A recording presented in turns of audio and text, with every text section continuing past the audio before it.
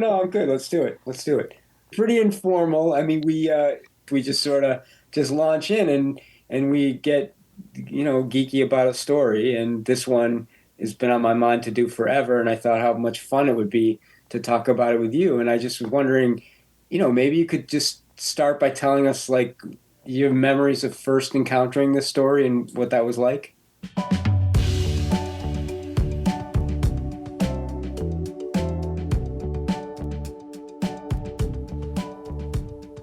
This is The Lonely Voice with Peter Orner from Texas Public Radio. I'm Yvette Benavides. We're thrilled that joining us for this episode is the inimitable ZZ Packer to discuss the sublime story by James Alan McPherson, Gold Coast. ZZ Packer and Peter Orner were both students of James Alan McPherson during their time at the Iowa Writers' Workshop. ZZ Packer has written about the profound influence that James Alan McPherson has had on her. She considers him one of the smartest and wisest people she's ever known, and has said that he, quote, cared so much and so deeply, and that he was just so intent on finding what was emotionally the best and the most human and humane way to exist in the world. And we see irrefutable evidence of this humanity in the story Gold Coast by James Alan McPherson. The protagonist, Robert, is an assistant janitor, and while he draws a line before the idea of becoming any more full-fledged in that role, he still gives compassion and consideration over to James Sullivan, a man who is a janitor, has always been one, it seems, and ever will be, but for James Alan McPherson could never be just that. Robert spends time listening to Sullivan, trying to see him as more than just whatever the tenants in the rest of the building see, someone in a lowly job, someone not deserving of their respect, someone whose very obvious issues with alcohol, with his marriage, even with his pet dog, are considered only repugnant and are never taken into account with any amount of empathy. ZZ Packer considers this working relationship with Robert and Sullivan as the heart of the story. Robert is someone who's managing issues of race and class. He has aspirations and goals. He is black and knows that this fact could set him apart from the complaining tenants and from the world that exists beyond the building, including at Harvard. Instead, the tenants complain to Robert about Sullivan. Spending so much time with Sullivan certainly can't be helping matters.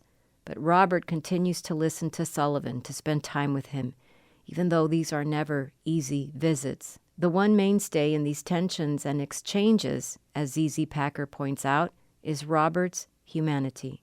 Peter Orner has also written about James McPherson.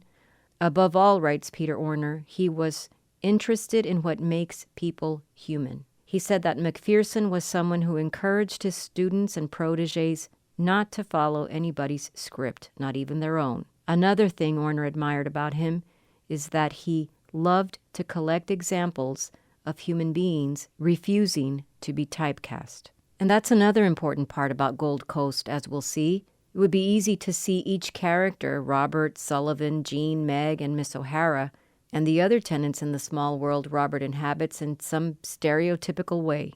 That was not what James Alan McPherson saw in people. In fact, Peter Orner now considers moments when someone offers a generous instinct that overcomes an imposed identity as a McPherson moment. When you encounter those McPherson moments in Gold Coast, you're just kind of happy to have encountered a story like this one. And to have ZZ Packer join us to guide us along, what could be better? Here now, ZZ Packer, Peter Orner, and I discuss Gold Coast by James Alan McPherson. When I knew I was going to Iowa, the Iowa Writers' Workshop, and that Jim was there, I had read some of his stuff, but I think this was just very informally because I knew of Francine Prose, and she had, I remember her talking about Gold Coast. It's one of those things where you kind of think, oh, I think I've read that story. And then I just remember when I know that it was sometime when I was at Iowa, And I was just reading everything of Jim's. I was trying to read all these things, like Zola and just so many other people as well. But then I read Gold Coast and remembered, like, wait a second. I have not read this story, because if I had read this story, it would have stuck with me for forever. I would have known. So this is just kind of one of those stories that I'll just go back to, because I just love how he is able to start talking to you in a way, like start telling you this story about, when he, Robert, not Jim, became a janitor. But it has this sort of, it seems very autobiographical. And so your guard is kind of let down, and you don't really understand until you're reading it how utterly crafted it is. I don't know what else to say about the story. I mean, of course, I have many things to say about the story, but about remembering the story, except for that recognition that this was just brilliant, and I hadn't indeed read it the way I thought I had read it. But I think you nail it, though. The idea of, like, just reading the story this morning, and I probably read it, I don't know, 25 times. There is this sense of, like, you're in mid-conversation with an old friend, and maybe it's been a few years, but all of a sudden that voice again, and you're right, we knew the writer, so it means something maybe different in a way, but to me it is, I'm talking to Rob again. And here he goes, and he's going to tell me about Sullivan and his wife, and yeah, it's just like I can't read it enough times. Yeah, I think that one of the things that Jim is also able to do, Jim McPherson is able to do in this story, is to show you. Sometimes people, when they're writing stories, especially young people, are very cautious about, is this going to be racist? Is this going to offend women? Is this going to offend a whole segment of the population? And I understand that, and I actually have that feeling, because a lot of writers in decades past didn't have that feeling.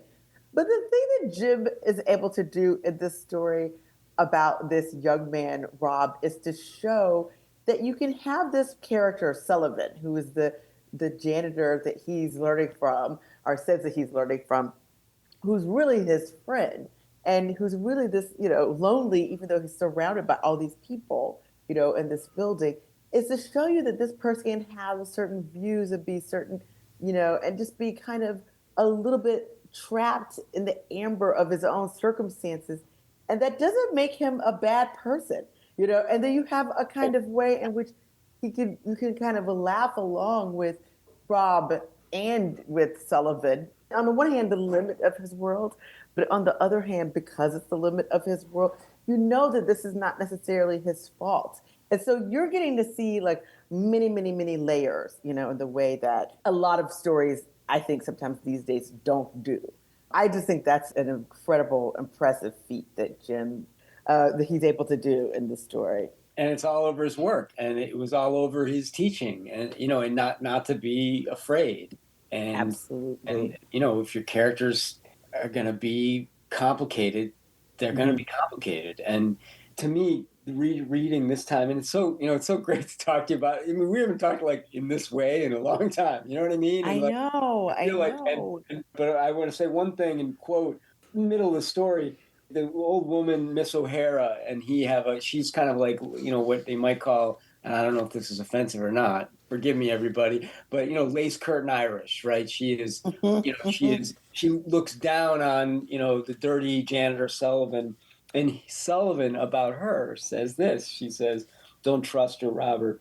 It was her kind that sat around singing hymns and watching them burn saints in this state in Massachusetts." And it was just such a great,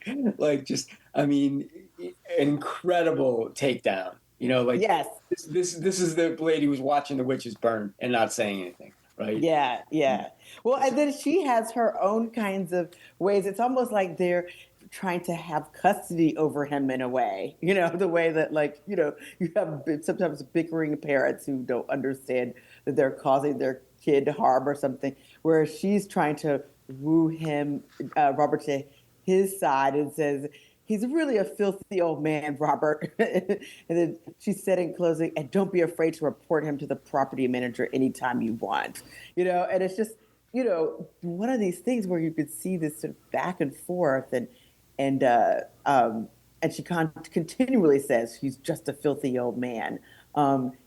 she would declare in an little old lady whisper, and don't think you have to clean up those dirty old butts of his. Just report him to the company. And he kind of is always trying to beg her off, saying that he doesn't mind. And she's telling him that there are a couple of lushes, meaning Sullivan and his wife, Meg. But the thing is that I think this is so great that one of the things that Jim is doing is his sort of feed in method and how he's able to kind of give you information. So even though you have seen Sullivan drink, it's only she who will say she's the one who declares who they are.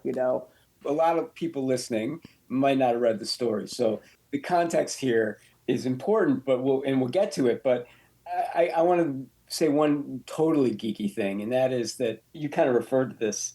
Is his use of indirection, I guess technically indirect dialogue. So he says to her, but he doesn't say to her, it's told to us in a paragraph, I assured her that I would do it at the slightest provocation from Sullivan. In other words, report him to the property manager. And he does this a lot where he describes telling the character something as opposed to putting into dialogue. And it's something, kind of Salinger would do really beautifully, but McPherson does it with such sort of comedy. It's some of the funniest parts of the story are when he is telling us how he told them that yeah, I'm listening to you, but I'm really not listening to you because we know it's total bullshit. He's not going to report anybody to the property manager. Absolutely. He doesn't need to be a janitor, and yet he's a janitor. He's a young black guy. How old do you think he is in this story? 25, 26? Yeah. The autobiographical element is we know that Jim went to Harvard Law School, and we know that this was a place that he knew pretty well. I have no idea how autobiographical the story is or not, but he clearly knows the streets and he knows the buildings of Harvard Square, and that is some of the most delightful parts of this. It's just this sort of inside how an entire universe is contained in this building. Yeah, but I think the other thing that I love about it is how deceptively simple he starts it off. Peter, you gave a great encapsulation of the story. He's a janitor. He doesn't have to be a janitor. But he also starts off by saying that he imagined that later on in his life there would be capsule biographies, he said, of my life. This is a quote, on dust jackets and of many books, all proclaiming, and then in quotation marks, he knew life on many levels.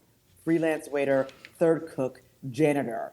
He rose to ... Right. And the idea of potential, and having gone from one low place, or supposedly low place, to this high place. And he doesn't state what the high place is, although we can imagine if this capsule biographies, and he concentrates later on, you see these little inlets of him talking about stories and gathering stories from the trash and whatever. So you just assume that it is a writer that he's talking about, that you would have these capsule biographies for.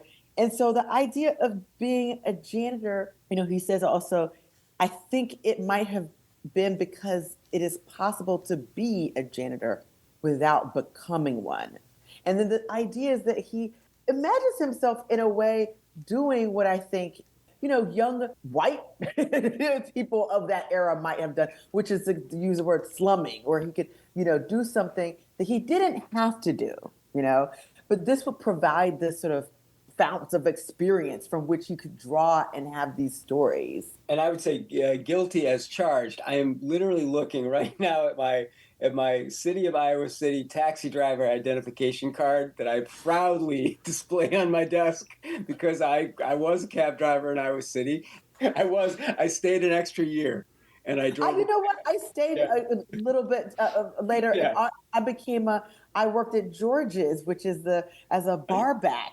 Remember that. And so I think we all have these ideas where it's sort of like, it's not as though you're not getting paid. You're getting paid. But also, you're doing the job, right? Exactly, you're doing a lot of shit happened to me in that cab, and I'm sure George is my God, right? Yeah.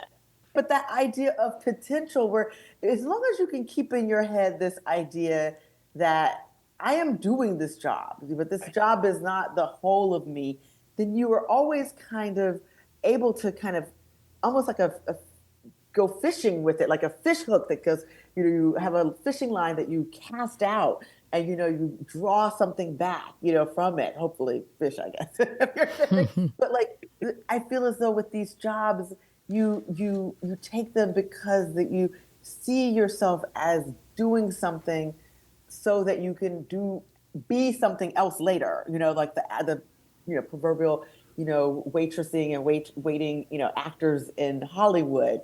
And I think that this is just, him residing in potential, as this character, Robert. But like you say, he's doing the job. He describes mopping the floor, and Mrs. O'Hara's bugging him, and he's like, "It's painful. It's a lot. He's doing a lot of mopping." And now he's got this boss, this nominal boss, that wakes him up at 2 a.m. and wants to talk to him about, the American Medical Association, the NAACP, all these things. Like he's like, this is not an easy thing, but he's immersed in it in a way that I guess what attracts me most about this character has always been the level of openness that Rob has towards Sullivan, even though everybody's telling him, "What are you wasting your time on this old man for? This old drunk who's married to another old drunk who's certifiably crazy, basically." And yet Rob hangs in there. And yes, but transparently, there's even a line where he says, "He could be a story if I listened long enough." And then the girlfriend, Jean, says, "There are too many stories about old people." I remember that. And then he says back, "No, I said thinking about us again, the couple. There are just too many people who have no stories." Yeah. It's sort of that devastating sort of subtext of his own relationship. But anyway, Yvette, yes. Oh, I was going to go back to this idea that he does the job. He very much does the job and smells the smells and does all of the things and gets caught up in sort of the the politics of the building with Sullivan and with O'Hara and with everybody else. In that second section, there is this bit about the neighbors where he says, "In those days, I believed myself gifted with a boundless perception and attacked my daily garbage route with a gusto superenforced by the happy knowledge that behind each of the 50 or so doors in our building lived a story, which could, if I chose to grace it with the magic of my pen, become immortal." So when I read that, and it's sort of early on in the story, I still don't know him well enough, but I really kind of trust that this is going to happen. And the rest of that paragraph is so beautiful, too, with this idea about his search for material and these discoveries, and then that list on the next page of the things that he discovers. The lady in number 24 was an alumna of Paducah College, and so on and so forth.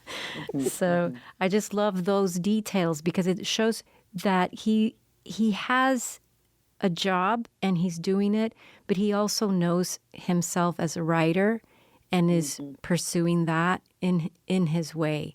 And then, we have to read the rest of the story to sort of see, the rest of this journey for him. Absolutely. I love that with you talking about how he wants to see every person, every door, as a story. And even just giving us the little bits that he gives us, you already mentioned the lady in number 24 was an alumnus of Paducah College. And then number 2, the couple of number 55 made love at least 500 times a week. And the wife had not discovered the pill. And number 3, the lady in number 36 was still having monthly inconvenience, and goes on to the fat man in number 54 had 2 dogs that were married to each other, but he was not married to anyone at all. And then we have that last one, the middle-aged single man in number 63 threw out an awful lot of flowers. And so one of the things I think he's also doing is kind of showing us you could have a story that's just all these little bits, but what actually makes the story cohere, and it is his friendship with Sullivan, And so the real story is kind of, you can get these details that are like on the fringes, about these other people. But then really what a story is, and at the heart of it, is this humanity. Who is this man? Why is he connected to him in this way? I mean, is it just a job? And I think that in the end, we understand that it can't be, he does the job, yes, but it's not just this job. It is like the humanity at the core of Sullivan that he's attracted to, and he's trying to figure it out a little bit like a puzzle, you know? And the only way to do that is to live with the person, you know? And I Right. feel when I say live with, not literally live with, but to be this sort of companion. I was just going to say Sullivan is the janitor. You know, Sullivan is the janitor. Yeah, I mean Sullivan is the real janitor, but he's also like he says later on. Sullivan talks later on and says, "I could have done other things, but circumstances brought me to this." I'm not saying this exactly. I'd have to find the part where he literally says this. This is after he begins drinking openly in the daytime, where you just Right, see right. him drinking from the bottle. And then now Robert, you know, knows just how crazy Sullivan's wife is, and the dog is gone.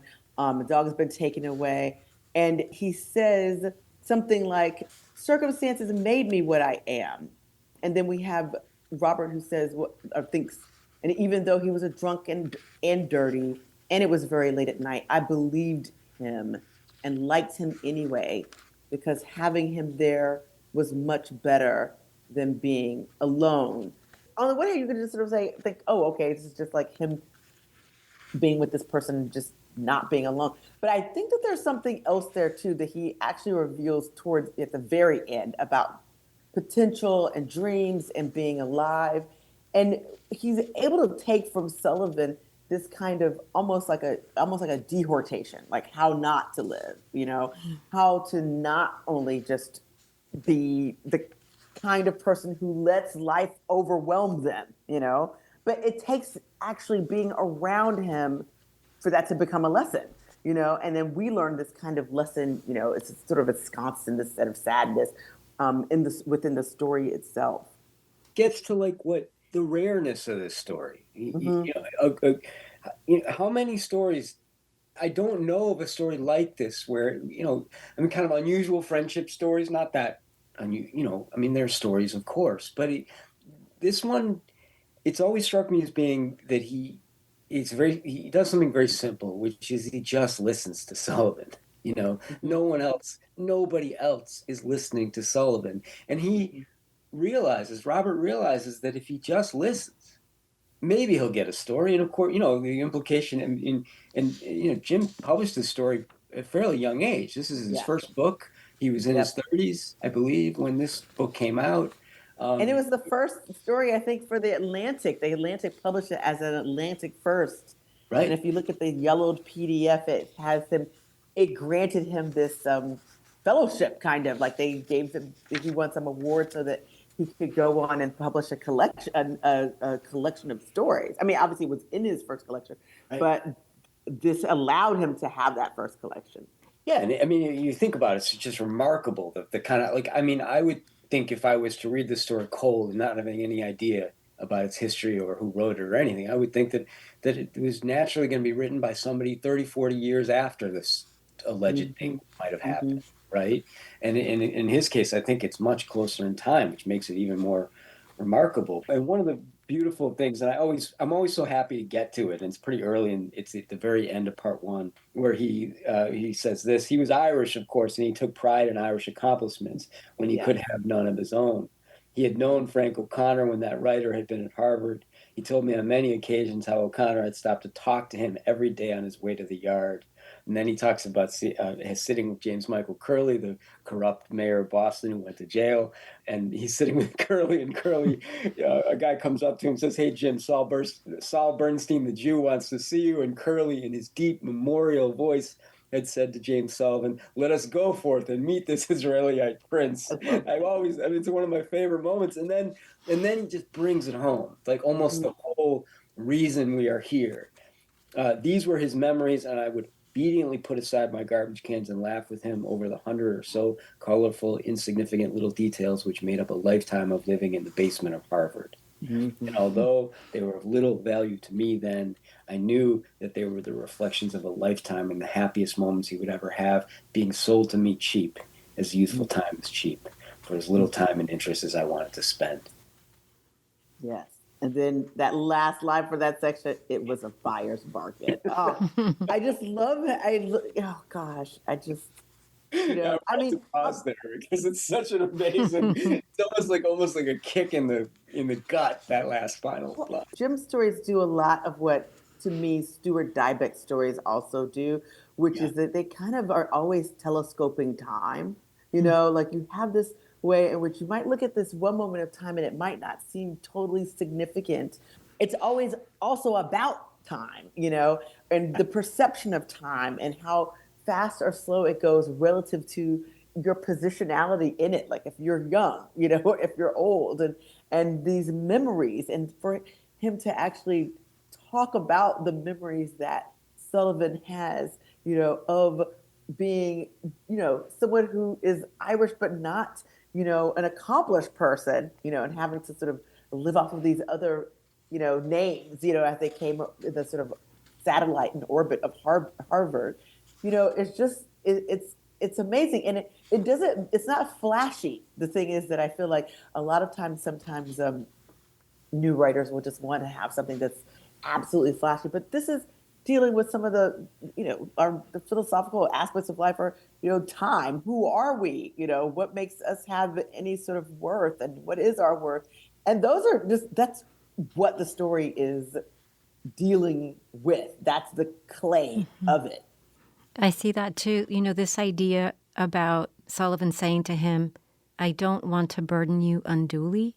yeah, Mm-hmm. And then he starts talking for a long time. Yeah, Um, yeah. but I like this idea of how it takes a little bit of time for that part of the relationship to take hold.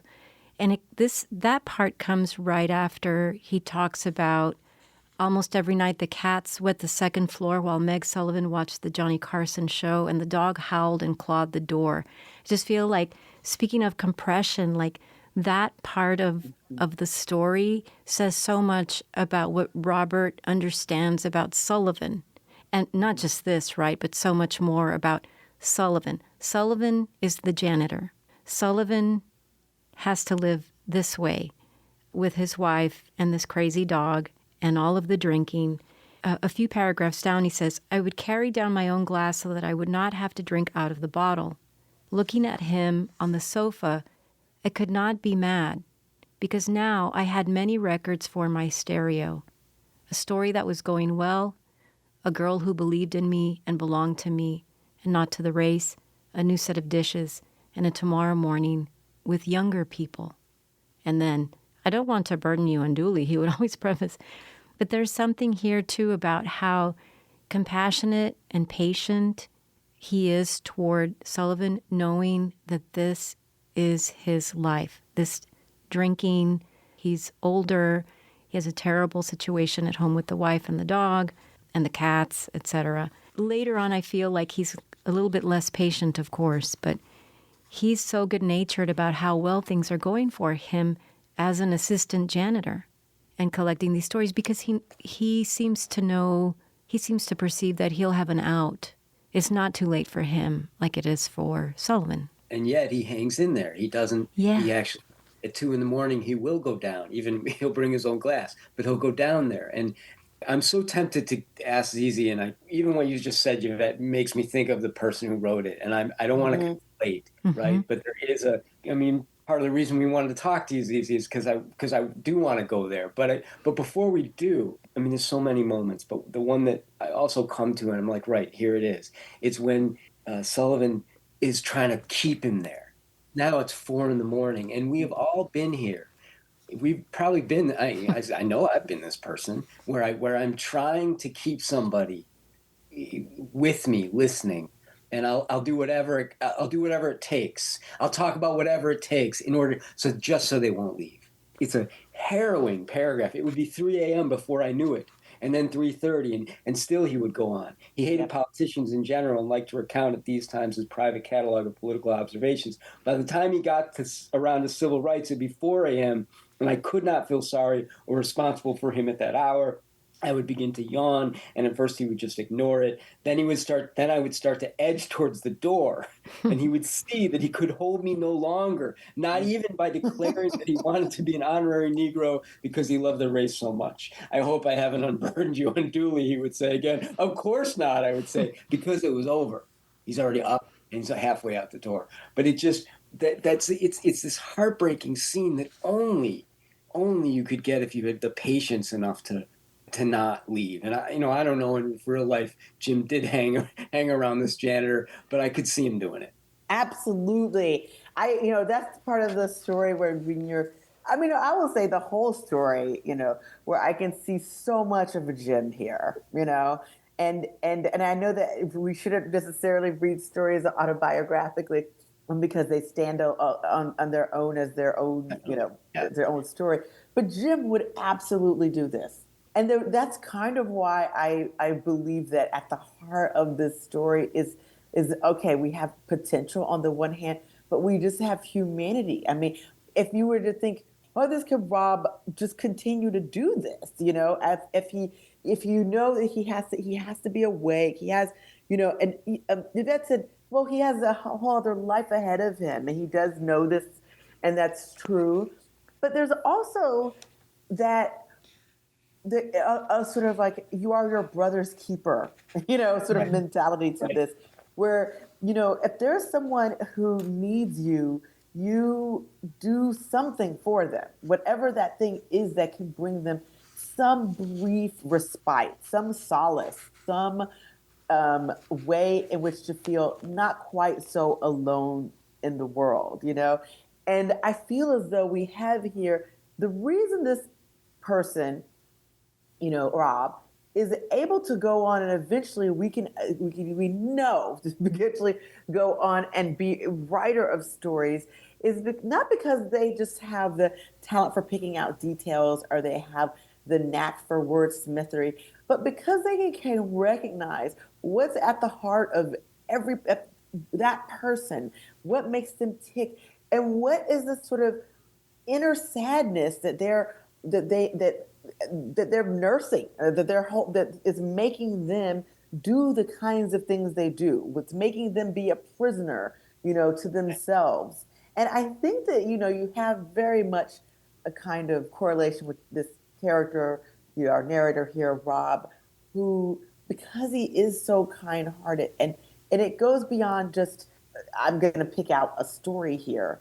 It also goes to, who he is. He's telling the story of himself when he's also telling the story of Sullivan. Not because they're so alike, but in some ways because they are so different.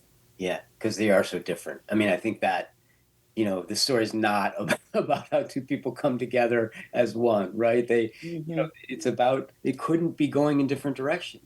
But that gets to Jean as well, the girlfriend, Yes. because we have like another, I guess, in Hollywood, I hate when they say, oh, this is the B plot, but this is the sort of running along concurrently with the story of Sullivan is the story of him and his relationship to Jean and how that sort of, how that breaks apart.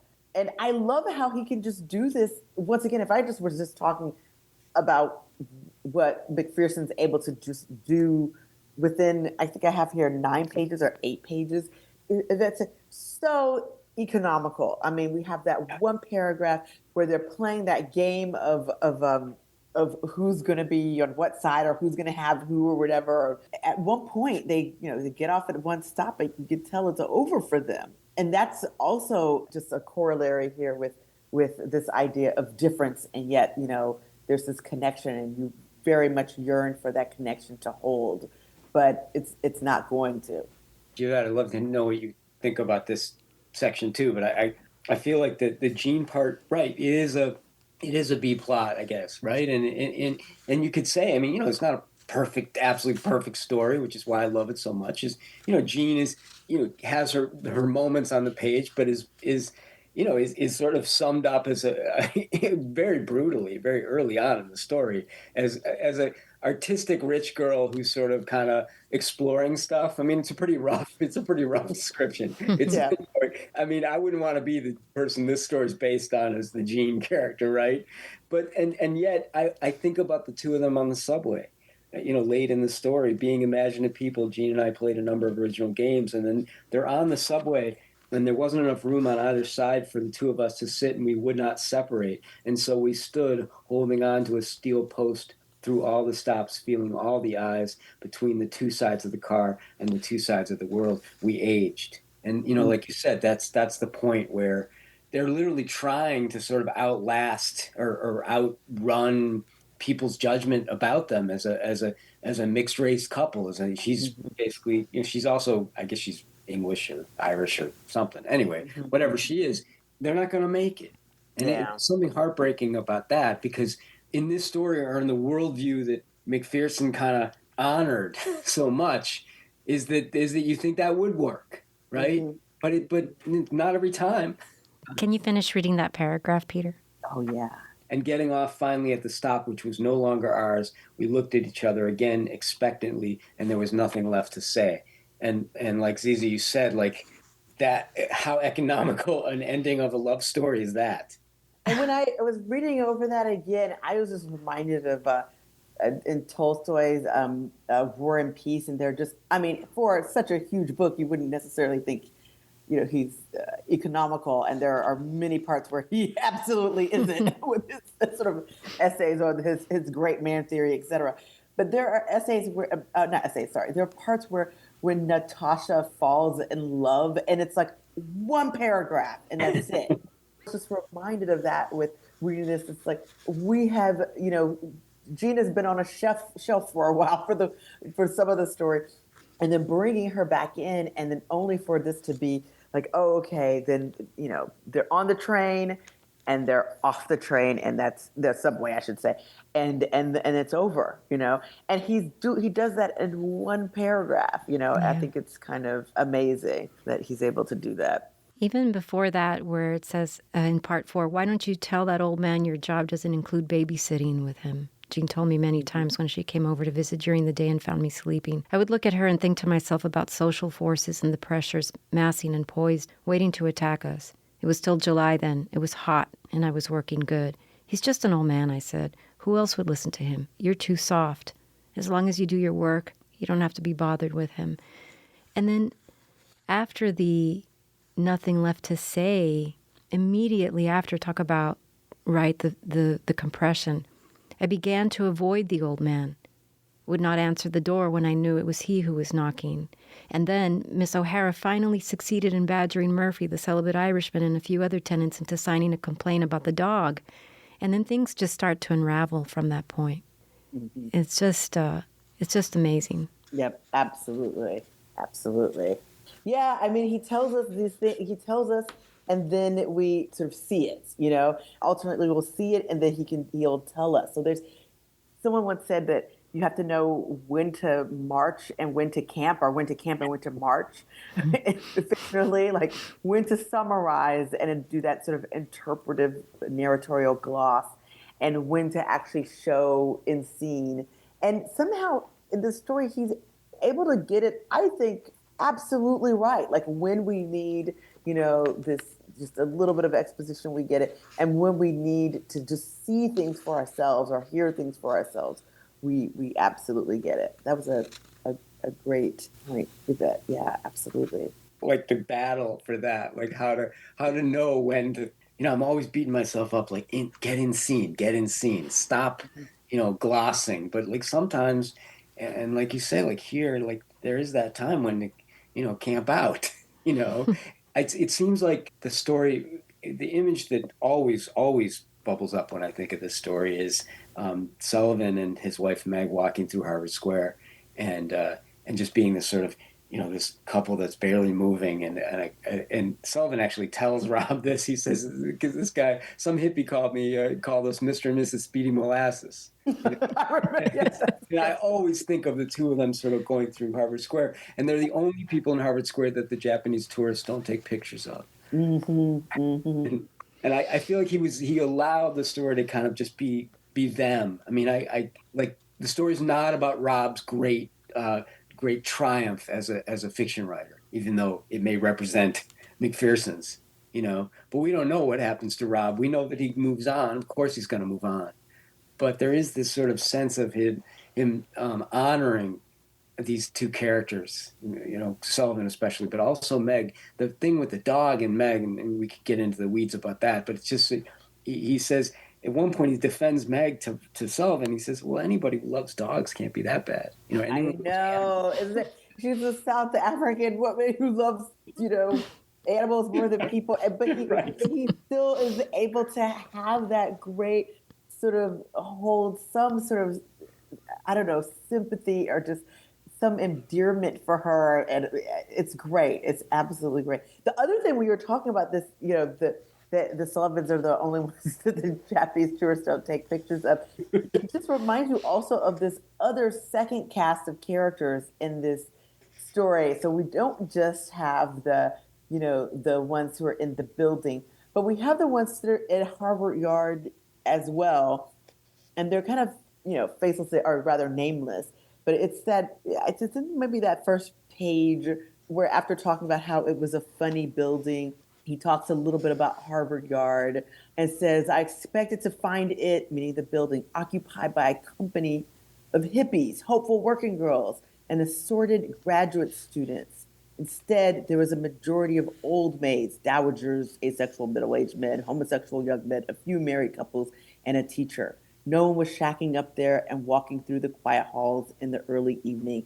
I'd sometimes had the urge to knock on a door and expose myself just to hear someone breathe hard for once." But before that, I think I'm missing the part that I was trying to talk about, which was the one where he talks about the middle-aged men who are just looking at these women, these couples that are kissing. Necking right. was the word of the day, and then you have them, and they are just the word middle-aged, kept creeping up time and time again.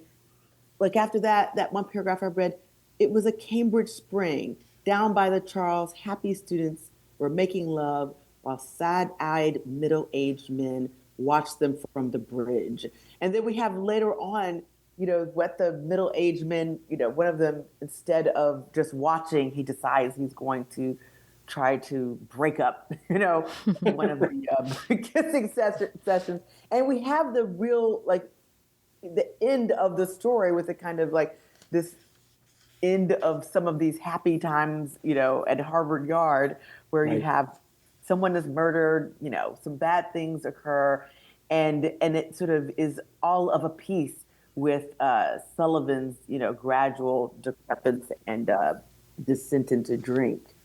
I love that part about the guys on the bridge looking down, and they and so many sentences that you can pull out. But we endured and aged, and August was almost over.